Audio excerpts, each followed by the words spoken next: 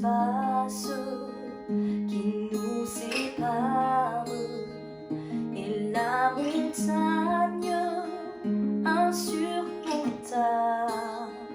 La nuit se lève sur mon désespoir. J'appelle à toi quand tout est noir.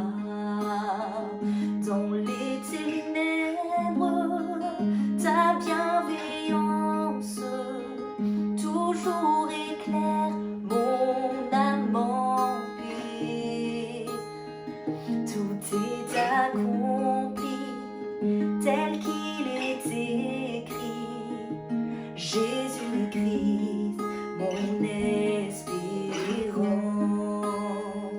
inconcevable, miséricorde, grâce insondable à l'infini, le Dieu des âges et sans sa gloire porta ma honte et mon péché. Ma voix proclame, je suis pardonné. Le roi des rois m'appelle le sien.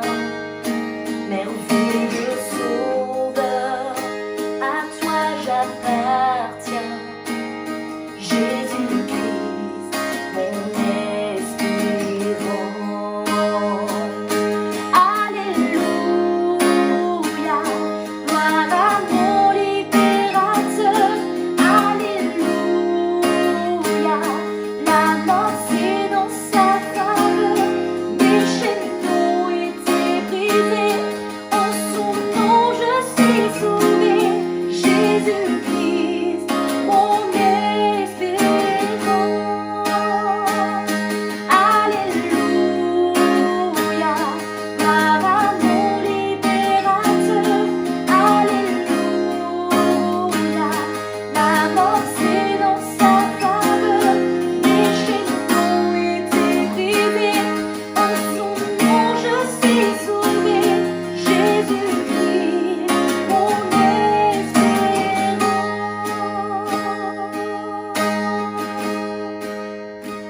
Puis vient le matin de la promesse, où son corps meurtri a repris vie. Dans le silence, sa voix retentit. La mort sur moi n'a plus de pouvoir. Puis vient le matin de la promesse, où son corps meurtri a repris vie. Dans le silence, sa voix retentit. La mort sur moi n'a plus de pouvoir. Jésus-Christ, à toi ma victoire. Jésus-Christ, à toi ma victoire. Alléluia, gloire à mon libérateur.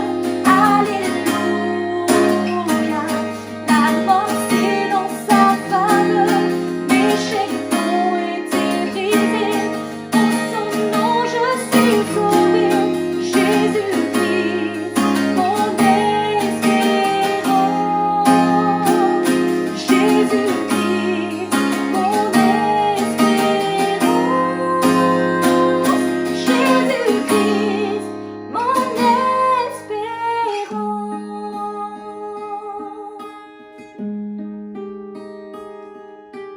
Car je connais les projets que j'ai formés sur vous, dit l'Éternel.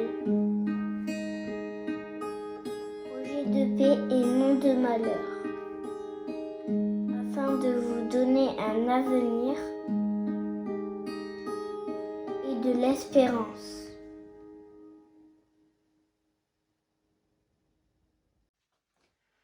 Bonjour à tous, on est très heureux encore de vous retrouver pour pouvoir fêter la bonne année ensemble, cette nouvelle année qui va commencer 2022.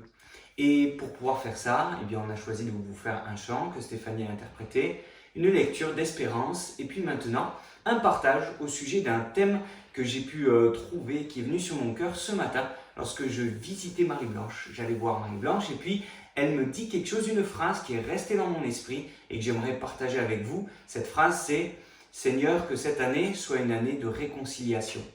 Et je crois que c'est important, la réconciliation. Qu'est-ce que vous en pensez ? Peut-être que vous avez eu des amis dans votre enfance et il y a des moments où on se dispute, où l'un nous fait mal, ou bref, il y a des raisons quelconques. Et puis un adulte vient et dit « Écoute, demande-lui pardon ». Et puis vous vous réconciliez et on repart ensemble et on est les meilleurs amis du monde. Ça, c'est quand on est jeune. Quand on grandit, généralement, c'est un peu plus long, se réconcilier, parce qu'on cogite beaucoup. Simplement, dans la Bible, il y a cette pensée de réconciliation. Et le premier aspect de la réconciliation que je voudrais partager avec vous, c'est être réconcilié avec les autres. Être réconcilié avec son prochain, son ami, son voisin, sa famille peut-être. Que cette année puisse être une année de réconciliation avec vos proches. Combien de personnes ont pu partager de l'Église et d'ailleurs ont pu partager comment c'était bon de pouvoir se réconcilier avec ceux qui nous étaient proches et avec qui on s'est éloigné à cause d'une raison quelconque, peu importe. Dans la Bible, il est dit ceci, dans Romains chapitre 12, verset 17, « Ne rendez à personne le mal pour le mal. Recherchez ce qui est bien devant tous les hommes. S'il est possible, autant que cela dépende de vous, soyez en paix avec tous les hommes. Ne vous vengez pas vous-même, mais bien-aimés, laissez agir la colère, car il est écrit « À moi la vengeance, à moi la rétribution, dit le Seigneur. Mais si ton ennemi a faim, donne-lui à manger. S'il a soif, donne-lui à boire. Car en agissant ainsi, ce sont des charbons ardents que tu amasses sur sa tête. Ne te laisse pas vaincre par le mal, mais surmonte le mal par le bien. » Ce texte nous encourage vraiment à être en paix avec tous les hommes, autant que cela dépende de nous. Même notre ennemi, s'il a faim, nous devons lui donner à manger. Et pas juste nous devons, mais nous pouvons. Je crois qu'il y a vraiment quelque chose dans l'Évangile, une force dans la croix qui nous permet de nous réconcilier avec ceux peut-être qui nous auraient même fait du mal par le biais du pardon que nous avons nous-mêmes reçu au travers de Jésus et que nous pouvons accorder aux autres. Alors quand il est écrit que de pouvoir remettre la dette à quelqu'un ou faire du bien à notre ennemi, c'est comme des charbons ardents qu'on amasse sur sa tête, ça peut paraître étrange et on va brûler quelqu'un et ça sera juste différer le châtiment. Pas du tout. À l'époque, mettre des charbons ardents sur la tête de quelqu'un, c'était une bénédiction. Pourquoi ? Eh bien parce qu'on ne se chauffait pas avec l'électricité, les radiateurs, mais on se chauffait avec le bois. Et quand la cheminée de quelqu'un était éteinte, on allait, lorsqu'on avait nous-mêmes notre feu éteint chez notre voisin, on récupérait un peu de son charbon ardent chez lui, on le mettait dans une coupelle sur notre tête pour que s'il y avait du vent, les braises aillent de droite et de gauche, mais pas sur nous. Si je l'ai devant moi, le vent le ferait aller sur moi. Donc on mettait ça sur notre tête et les charbons ardents nous permettaient de rallumer le feu dans notre propre cheminée, dans notre demeure, de pouvoir à nouveau nous réchauffer, mais aussi cuire les aliments et passer un bon réveillon ou une bonne longue veille. Jésus va dire aussi dans Jean chapitre 13, verset 34, « Je vous donne un commandement nouveau. Aimez-vous les uns les autres comme je vous ai aimé. Vous aussi aimez-vous les uns les autres.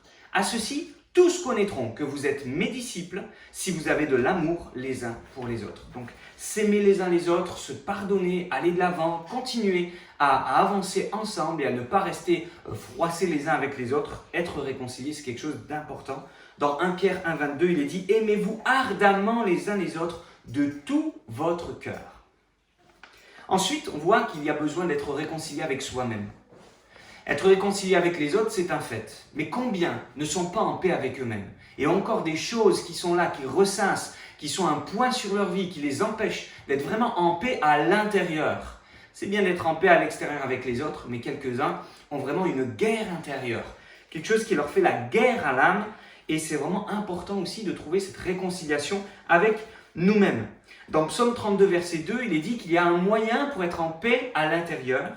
Il est dit « Tant que je me suis tu, mes os se consumaient, je gémissais toute la journée. Car nuit et jour, ta main s'appesantissait sur moi. Ma vigueur n'était plus que sécheresse comme celle de l'été. Je t'ai fait connaître mon péché. Je ne t'ai pas caché mon iniquité. J'ai dit, j'avouerai mes transgressions à l'Éternel et tu as effacé la peine de mon péché. » C'est important ça. Combien des fois on s'en veut, on aurait dû faire autrement. Pareil, cet après-midi, j'étais à visiter des amis et ces personnes me disaient, c'est vrai que quand on regarde en tant que papa, on se dit, oh, j'aurais dû faire différemment. En tant qu'enfant aussi, et que nos parents ne sont plus là, on dit, oh, si j'avais passé plus de temps. Et il y a comme, on s'en veut, il y a comme des choses comme ça qui nous culpabilisent. Encore plus quand c'est un péché vraiment qu'on a fait et qui nous consume de l'intérieur, comme David pouvait avoir ce péché qui le consumait et qui faisait qu'il gémissait nuit et jour et qu'il sentait la main de l'Éternel s'appesantir sur lui jusqu'au moment où il a fait connaître son péché à l'Éternel. Peut-être avez-vous un fardeau sur votre cœur, faites-le connaître à l'Éternel. La Bible déclare qu'à la croix, Jésus-Christ a payé pour nos péchés et vous pouvez trouver la paix intérieure. La paix vraiment avec vous-même, savoir que vos péchés sont pardonnés et que vous n'avez plus rien à vous reprocher. Vous allez utiliser les choses du passé pour être une leçon pour l'avenir. Et ça va être quelque chose d'encourageant plutôt que décourageant. Vous n'aurez même peut-être plus honte de partager certaines choses. Vous pourrez les raconter comme quoi vous avez été faillible, mais que Dieu ait pitié de vous et que vous avez pu devenir quelqu'un qui a compris ses erreurs et qui a appris de ses erreurs. Et dans Romains, chapitre 8, verset 16, c'est Paul qui dira « L'Esprit lui-même rend témoignage à notre esprit que nous sommes enfants de Dieu. » Je crois que c'est important de chercher à avoir ce témoignage du Saint-Esprit, de l'Esprit de Dieu qui nous dit à l'intérieur que nous sommes véritablement des enfants de Dieu, que nous sommes pardonnés, que nous sommes aujourd'hui en règle et que nous n'avons plus rien à nous reprocher de nouveau. En tout cas, pour pouvoir marcher aussi en nouveauté de vie et ne plus recommencer les choses du passé. Et une dernière chose, si on est en paix avec les autres, si on est en paix avec soi-même, tout vient et tout part d'une première chose, c'est d'être en paix avec Dieu. Je l'ai dit, Jésus est venu pour payer pour nos péchés et c'est Dieu lui-même qui l'a envoyé sur la terre.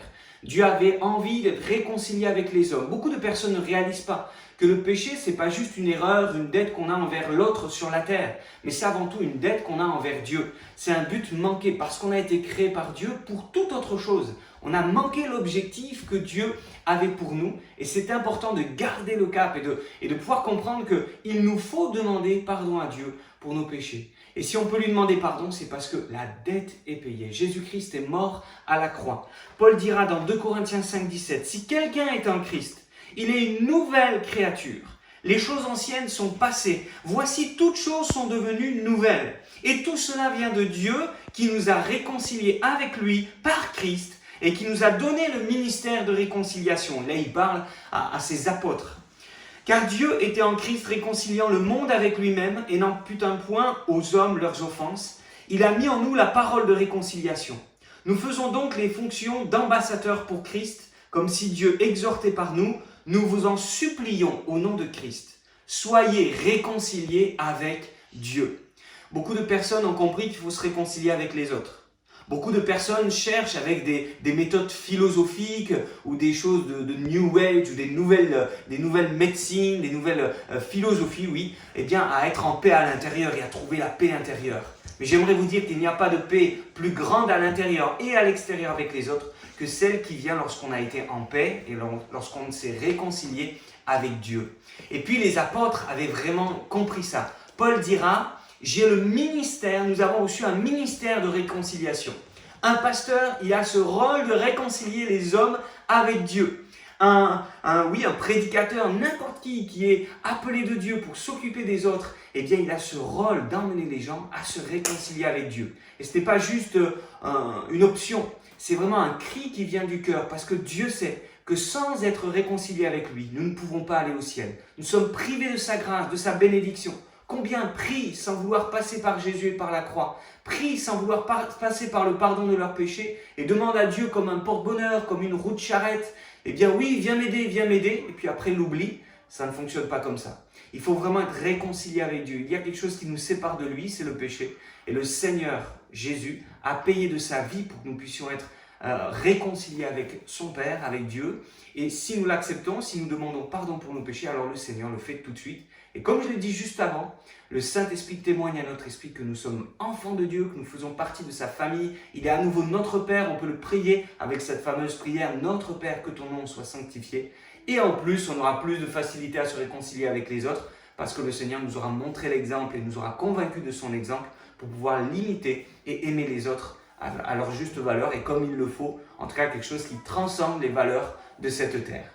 Que Dieu vous bénisse. J'espère vraiment que cette année sera une année de réconciliation. Premièrement, réconcilier avec Dieu, ce qui vous donnera d'être réconcilié à l'intérieur avec vous-même et ensuite réconcilier avec les autres, avec votre famille, vos proches, vos anciens amis. Que Dieu vous bénisse et que cette année soit vraiment une année de réconciliation. Bonne année à tous. Au revoir. 1, 2, 3. Bonne année!